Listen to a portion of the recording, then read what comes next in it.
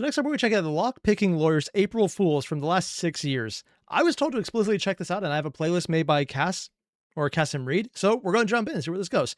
I have no idea. I haven't seen their content before, but I've actually heard a lot of people talk specifically about this channel. I don't know why. Now we're going to learn. Why does that feel like this is the Lock-Picking Lawyer, and on this channel I've demonstrated how to penetrate some of the most secure equipment out there, usually using some very simple tools. But it's almost... If I had a nickel every time someone tried to penetrate with a tool. For YouTube reasons, I don't know why this is a joke.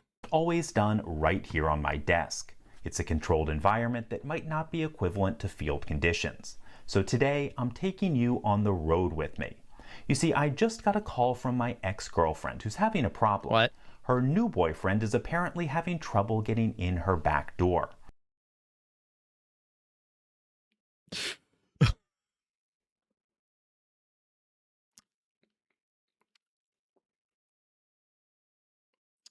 Okay. That, getting in your ex-girlfriend's boyfriend's back door to pick it. It's really tight, and she told him to stop trying because all he was doing was pushing really hard, and she was afraid something would break. But she remembered that when we were dating, I used to go in through her back door all the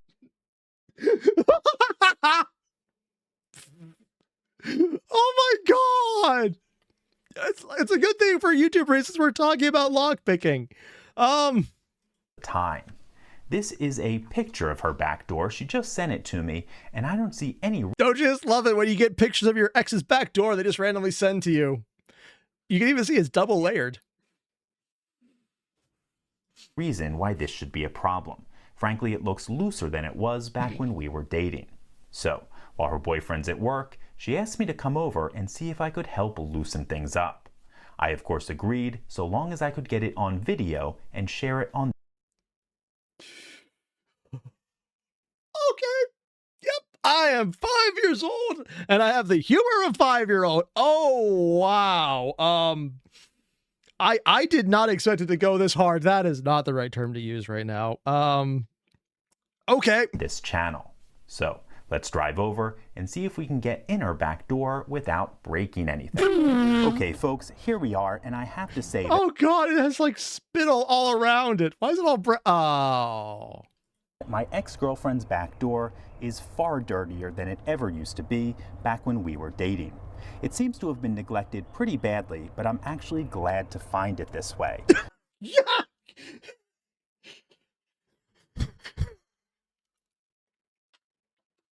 Okay, yep.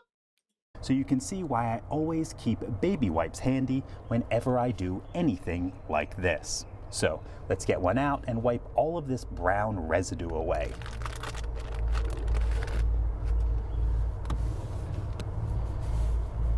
What did they even put on there? Looks like pepper. Okay, this is pretty dirty. It might be a 2-wipe job.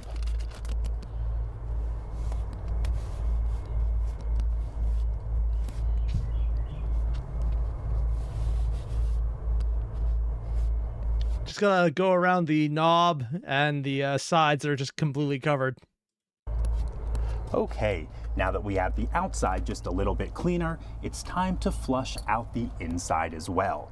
And because we need to lubricate this anyway, I'm going to flush out the main opening with a good bit of lube. We just need to be sure to keep a towel underneath that opening so we don't make a mess. Oddly enough, yeah, he's lubing the lock. Is that something you actually have to do when just using a lock? Okay. You don't want your tools to get dirty. Skeleton, I think you're unironically correct. And ironically correct at the same time. Here it makes a lot of sense to be generous with that lubricant. Back doors tend to be neglected, so you can't have too much. Okay, we are almost ready, but before I go any... I really hope my wife is in the chat right now. That would just be worst. Oh, God. Further, I need to put on some rubber for my own protection. Remember, kids, always wear a rubber when you're working on a back door. That's how you get splinters.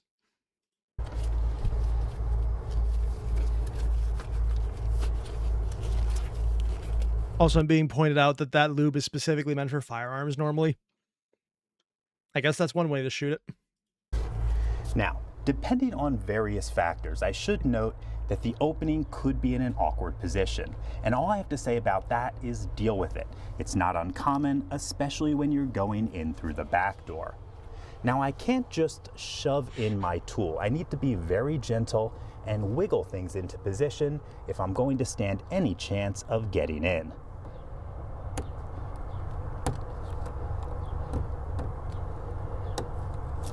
Unironically, I have no idea how any of this works, but learning you can pick a lock that easily is moderately terrifying.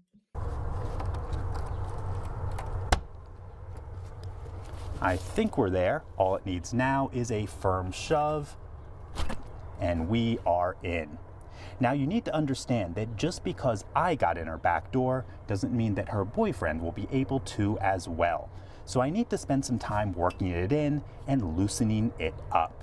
But I'm going to do that off camera, so that's all I have for you today. If you do have any questions or comments about this. This is the first one. I'm breaking on the first one of 6 years worth.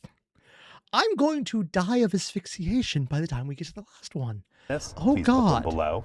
If you like this video and would like to see more like it, please subscribe. I'm really hoping this is just a really easy lock piece. Unironically, that is kind of terrifying how easy it is to get in. Lube and shoving your tools in the hole. This is the Lockpicking Lawyer, and several years ago, I produced a series of videos showing Pittsburgh, really? Huh. how to twist popular padlocks off their hasps using my 24-inch pipe wrench. And to be sure, it was a very effective attack, though it did have its limits. One of which was due to the fact that I was using a relatively low-quality pipe wrench from Pittsburgh's low quality. I should have known. From Harbor Freight. So, before we continue the series, it seems pretty clear that I need a better tool. I asked my friends if they had any candidates. What? My friend Tony offered the use of his 8-inch Wang.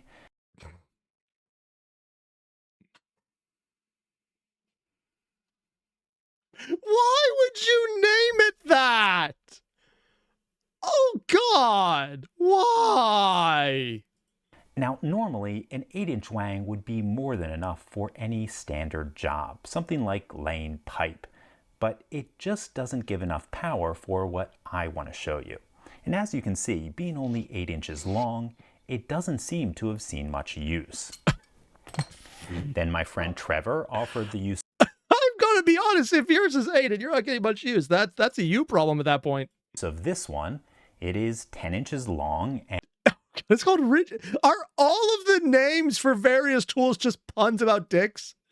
Is the next one going to be erector or something? And rigid. Like Tony's Wang, a 10-inch rigid is more than enough for most sturdy jobs, and it'll likely do well, but again, it seemed a little short for me. Moving up I mean, if you're used to 24 inches, you drop me back down to 10. That is kind of, I guess you could say, a kick in the nuts. Or a little further up.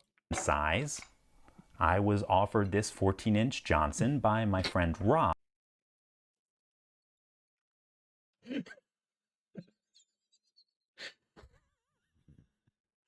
Oh, I could feel any of my allergy meds. Oh, God. And just to quote Siren, because engineers and construction workers have the sense of humor of 5-year-olds and are regularly drunk. Yeah, that works. Now, it might be long enough, but you'll notice this bend at the head of the tool. It's my understanding that quite a few Johnsons have a bend in them just like this one, and I'm told it can be awkward or even uncomfortable. Because of that, Seriously? I tend to avoid bent Johnsons. Oh, yeah, because if it suddenly bends, you should probably consult with a doctor. Finally, my friend Nick offered the use of his 4-inch long King Dick. No, there's no way it actually, that's a joke, right? How? Now, I think we all know that 4 inches isn't really enough to get the job done. I tried to tactfully tell Nick And he was quick to point out that if you play with it, it does get a bit longer. But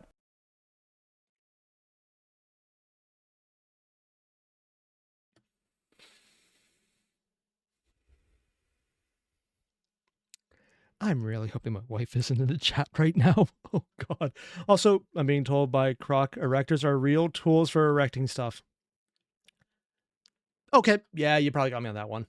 only about 1/4 to 1/2 an inch, not enough for our purposes. To his credit, though, Nick's offering did remind me that I, too, have a king dick, and it might be perfect for the job. Is this an actual brand? Who names it this way? It's probably back when dick did not mean what it did now. Oh, God. My king Metaphors. dick, however, is a full 36 inches long. British. Oh, wow, you can actually see where the paint used to be on this thing. Holy shit. Now, I've used my king dick to lay pipe in the past. You can clearly see that it's well used and it can be extremely effective. But I've never shown my king dick on video or... I mean, I too have never shown my wrench on stream, and I'd like to keep it that way. publicly. It ain't 36 inches, so I feel though. Obligated to issue a few words of caution. When using a YouTube tool does not this approve? big, you have to be really careful. The power of a 36-inch tool should never be underestimated, because if you carelessly swing around a 36-inch king dick, you can do a lot of damage. Maybe Like massive inferiority syndrome and being inflicted on everyone else around you. Oh, God, I keep holding my breath. It's actually giving me spots in my eyes. even wreck a home with it. Yeah. So, being careful You not can even to say someone who did that would be a home wrecker for no reason. do too much harm. Let's go see the damage that my 36-inch king dick is capable of inflicting. Oh my. What?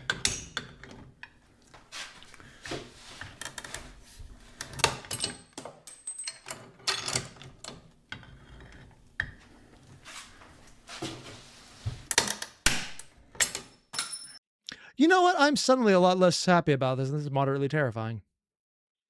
So, padlocks. No, got it.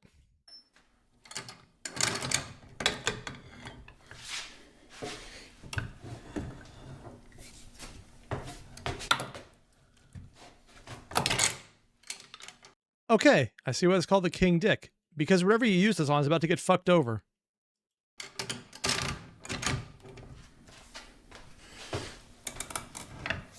And that's why size matters, and ironically outside of the joke, because it gives you more leverage.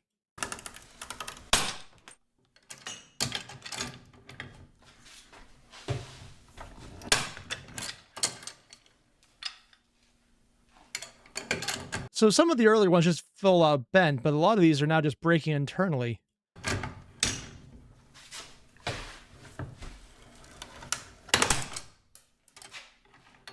More surprised that the actual lock it's holding on is holding up, because it looks like it should break at this point.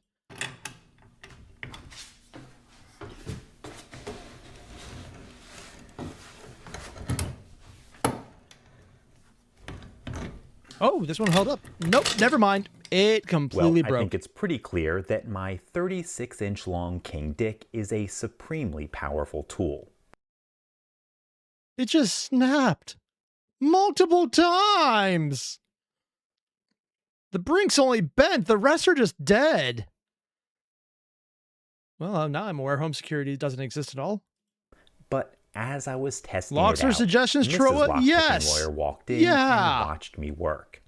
Afterwards, it was suggested that my king dick wasn't a particularly versatile tool.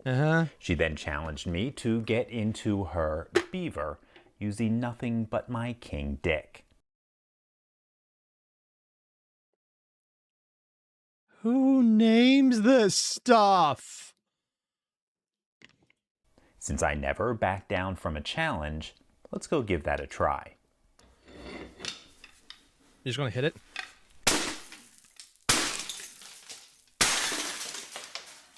I guess he smashed her Beaver. Why are there so much semen in there? Yeah, I recognize the model.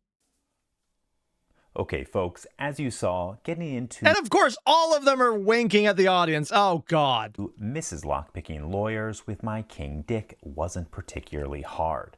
And I'll admit to being a little surprised to finding some semen inside. Huh. I don't think this semen's mine. In any case, that's all I have for you today. Well, I thought that's all I had for you, but I guess I just had to break in there. There's bricks and minifigures. I'm sure there's something about that out there. my friend Nick saw this video early and was a bit upset that I dismissed the utility of his 4-inch king dick. So, to redeem his tool, he offered to show how well it can get into his wife's furry kitty. Let's give that a try.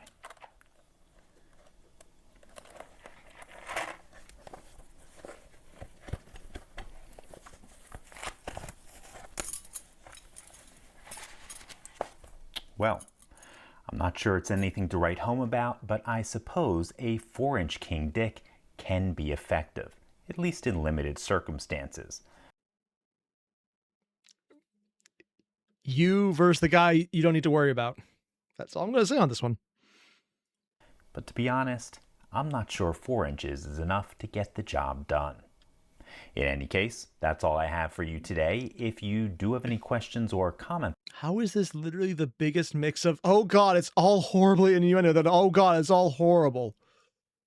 It's literally, ha ha ha, funny, oh God, why is it doing that? In the same video, they're not even that long. The Whiplash Man. this is the Lockpicking Lawyer, and what I have for you today is one of the most treasured Cog? cylinders in my What? collection, and one that I don't often share publicly. In fact, What? I normally only show it to my wife.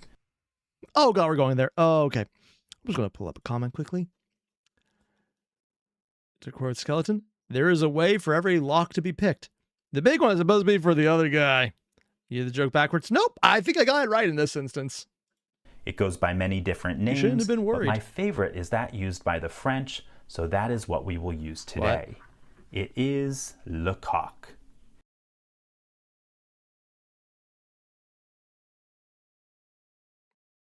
Don't get roostery on me on this one. Now, I have had this cylinder for literally as long as I can remember. In fact, I vividly recall playing with it all the time when I was younger. And you can see from the condition that this cock has Teenagers, man, what can I say? seen some hard use over the years. If you're familiar with cock cylinders, you may be thinking right about now that mine is a little on the small side. And it's true. This is only about 2.35 inches long, which But I'm sure you tell your wife it's 5. makes it the smallest cock that I have ever seen. But even so, it never fails to put a smile on my face, and I've come to terms with the fact that I'll probably never have a bigger one. Now, manipulating the cock, like most other cylinders, does require a deft touch. With too much or too little force, nothing will happen. Okay, gotta remember to breathe. Gotta remember to breathe. Okay, we're good. We're good. We're not good. And Oh likewise, God. you need to know exactly where and how to twist and push if you're going to be successful. But with all the time I've spent with this Twist? cock over the years, I have become a true master at manipulating it. So let me show you how it's done. I think he's just baiting us I on like this to one. grasp the cylinder firmly with my left hand, wrapping my fingers tightly around it. And with that same hand, I apply a clockwise torque. Now that torque is pretty firm at first, but during the course of the manipulation, I tend to subconsciously vary and pulse the pressure depending on how it feels. Oh. With my other hand, I start at the tip of the cock and slowly tease the tips of the pins up, using a firm pulsing motion. And I like to work my way towards the back of the cock and then repeat those motions over and over again until we get the desired result. And now we know how to actually lockpick. Twist and finagle. Let's go with that one. That's a YouTube safe word. So let's see if we can do that right now. Now, I normally narrate when I do this, but when I manipulate this cock, I tend to lose my concentration. So we're not going to do that today.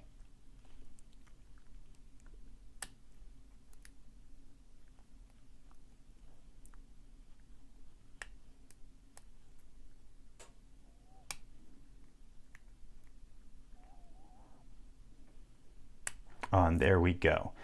We are watching a video of about a man playing with his rooster lock. I guess YouTube's okay with this. It tends to catch me by surprise every now and then, but I'll tell you, it's like a Jack in the Cox. Never gets old. So normally I'd take this apart right now to show you what's inside, but the prospect of permanently damaging my cock is frankly unthinkable, so I'm not going to. I mean, I would be right there with you. I would rather not take apart my rooster and then show people it's multiple pieces taken to different locations. That sounds like it would be unpleasant. Risk it. That means that's it for today. If you do have any questions or comments about this, this is the Lockpicking Lawyer. Why? Can we just get that big rooster out here and break these things? Because one, someone did a good job of the art. Two, I wish they had done less of a good job of the art. Photorealistic eyes followed by, oh God, everywhere else. And what I have for you today is a real hands-on job. I'm going to show you what it takes to beat my one-eyed monster. And as an added bonus, I convinced a friend of mine to let me play with his one-eyed monster on camera as well. Now, before we go too deep into this, I should note that there are obvious similarities and differences. On the one hand, this is really cool. On the other hand, I'm sorry, I'm still kind of disturbed by how, oh God, they have bulges in them. Like they're physically bulging out. Oh, that's part of the joke, isn't it? Is your friend's one-eyed monster a little more big at the tip? Between my friend's one-eyed monster and my own. I'm being told people do this to babies all the time. Yeah, just a little bit off the tip. Both are quite a handful and have a curved shaft, a large bulbous protrusion, and of course this small slit at the end. You can even see where they painted it on it as well. Oh God. Both of them are also rock hard with a slightly soft covering on the outside.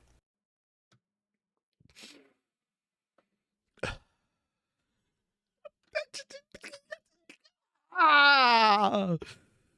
If this was a try not to laugh challenge, I would be in trouble. That's where the similarities end.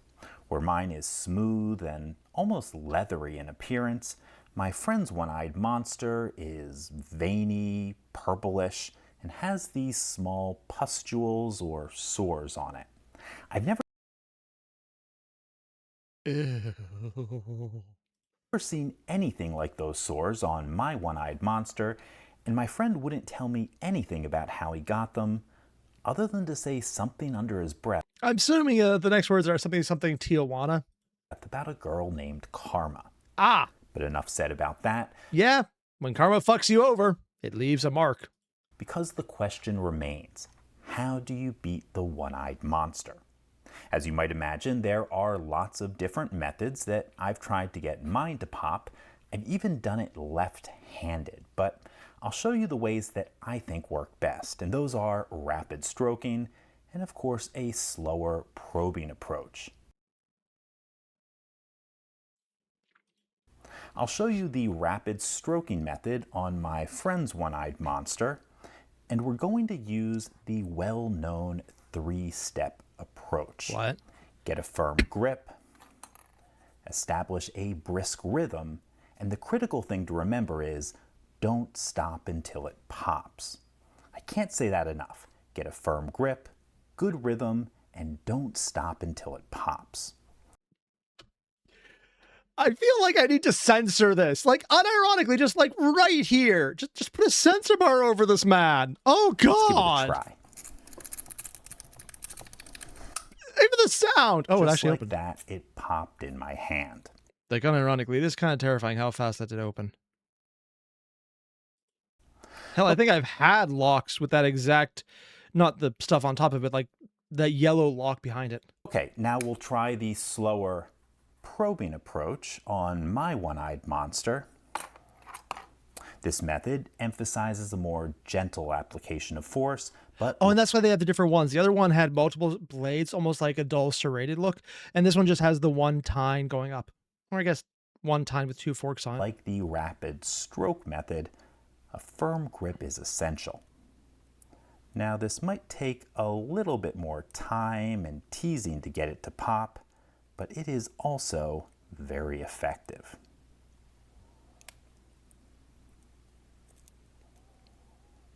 How sensitive is I his can mic tell to we're pick that pretty up? close. This should be popping in my hand at any moment now.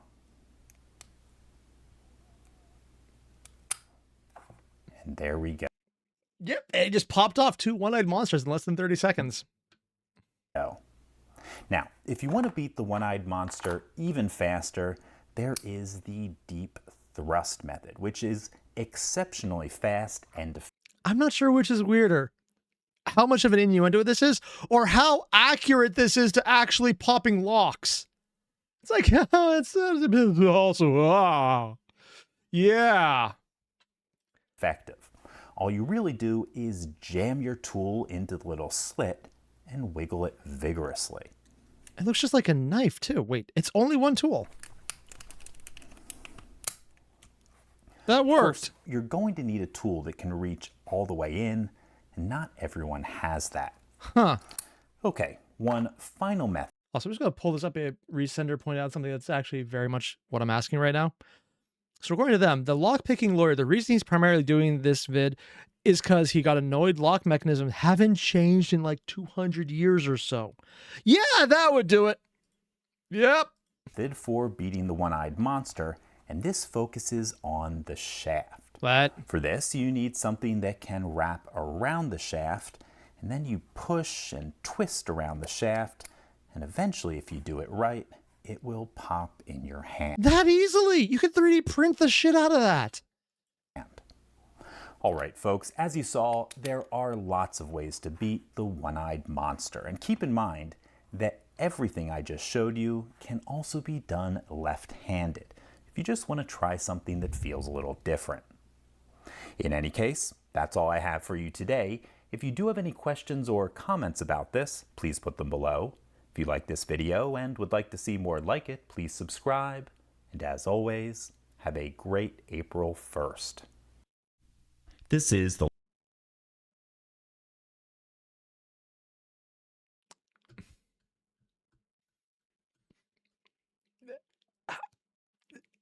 Let's go with the obvious first question.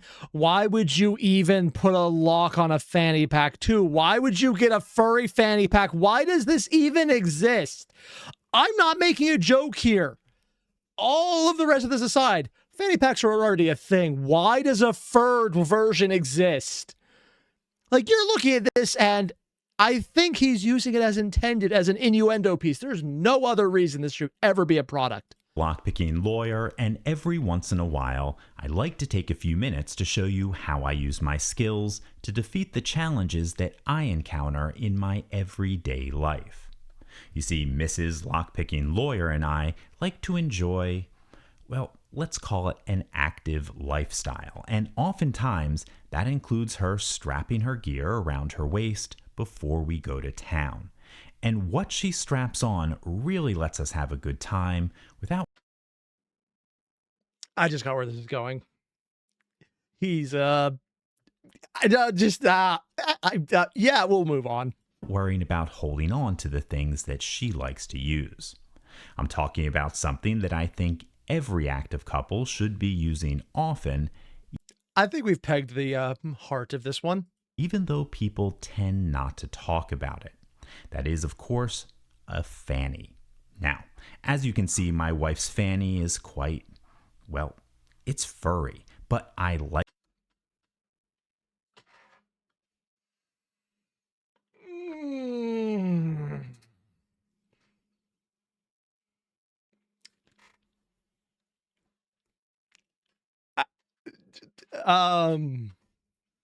it that way, and if you were to feel it, I think you'd be very impressed with just how silky smooth it is. I'm okay with not feeling the fanny pack for your wife. Thank you very much. Maybe you should get a barber. Of course, not all fannies are like this. This is a smooth and tanned fanny that my wife's best friend often lets me use. They look...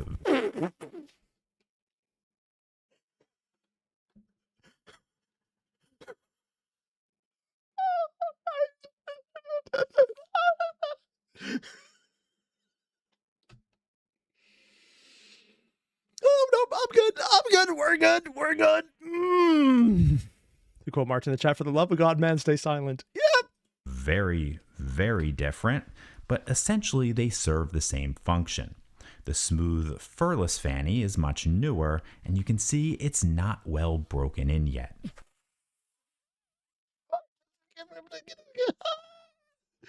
Oh God, there's more. Oh God, I'm going to die. I'm going to die. I'm going to die. Oh That'll God. come with time and use. The more you use it, the faster a Fanny will loosen up. Despite their differences, though, the Fannies essentially serve the same function. There is a hood-like feature that goes over the top, but most importantly, there is this slit-like main opening, and that is what I am always trying to get into. Now, I'm not afraid to admit that sometimes when Mrs. Lockpicking Lawyer straps one on and we're off having fun, I have a pretty hard time getting into my wife's fanny. I don't know if it's just me. You see, for my wife, as you might imagine, her fanny is easy. She reaches right into the slit and swipes it like a credit card. I can never let my wife see this. I'm just never going to bring this up to her. She can never find out. Sometimes it takes a few tries, but there. That's all there is to it.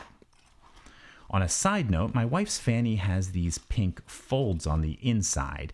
I haven't seen the inside of a lot of women's fannies, but my understanding is that's fairly common. Anyway, for me, it is much harder than it is for her. So I thought I'd share a few tips and tricks for getting into my wife's fanny after she strapped one on.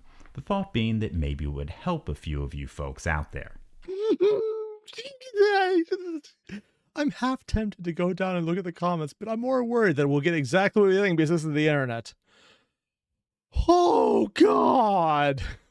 What the hell, man? If we look carefully, we can see there are two main options when it comes to my wife's fanny. We can use the slit on the front, or we can flip it over and use this tiny, tight little opening on the rear. Either will get the job done for me, though personally, I prefer using the rear opening. There's nothing special about it. It's just a matter of personal preference.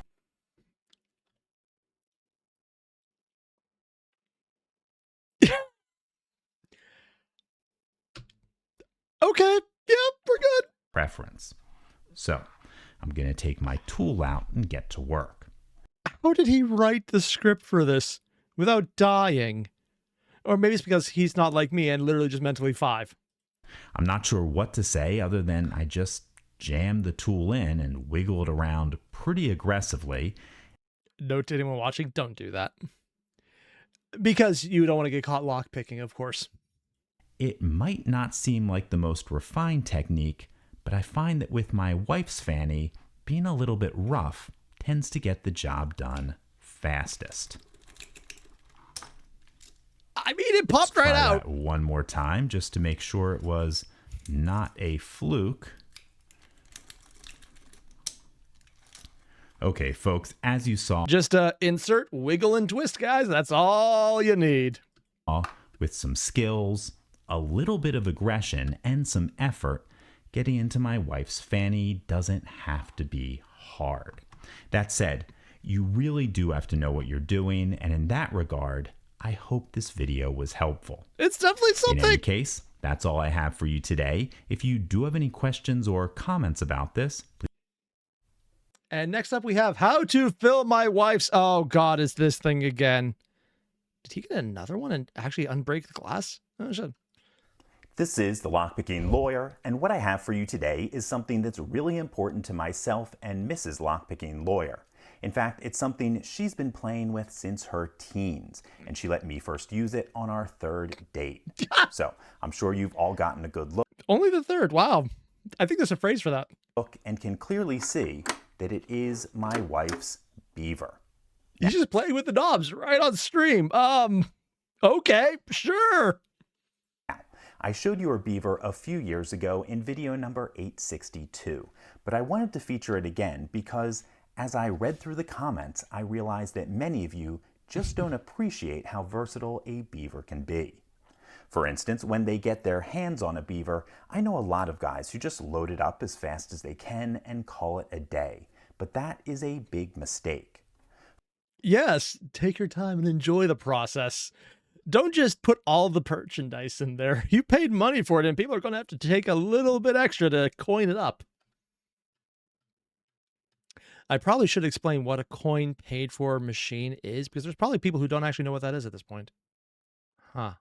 First, before you put anything in the beaver, you have to make sure all the appropriate parts are properly lubricated. Otherwise, you're probably going to do some damage. Yep. Then you need to give careful consideration to what you're going to put in the beaver.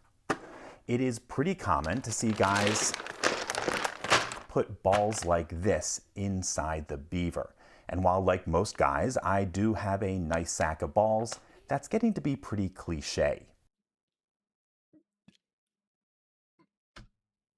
I shouldn't be surprised he's pulling this not the phrase to use right here, but it's just there, man. You can't look away.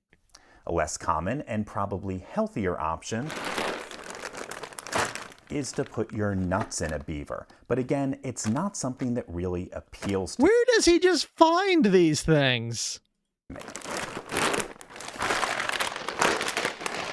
Now, if you're just looking to have fun, probably the best option is to put toys into a beaver.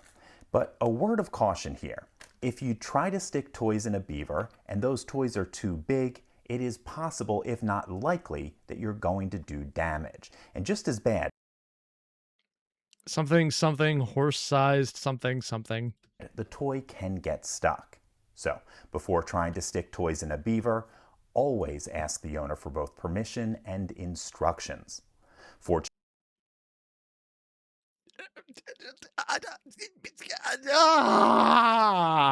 As someone who does their entire shtick by talking a lot, you have no idea how much I am biting my cheek and my tongue right now not to say something more incriminating. Or just YouTube non-compliant right now. This is literally pain. Fortunately, by our 4th or 5th date, my wife figured out that I knew my way around her beaver pretty well. So she gives me a lot of leeway here and actually encourages me to be creative. Okay, yep, we're good. So, while I do have a lot of options, my absolute favorite thing to put in my wife's beaver are banana-shaped treats. Now, okay, joking aside, these things are evil and you should never actually buy them. I've had them. They taste like ass. Realize what I just said in comment. Maybe it's just me, but they're literally disgusting. Obviously, this small package isn't going to fill up my wife's beaver, and it can be pretty awkward if you don't fill the entire beaver. In fact, it's usually better to have a little left over. So, today I am going to stuff my entire 15-pound banana treat package into my wife's beaver.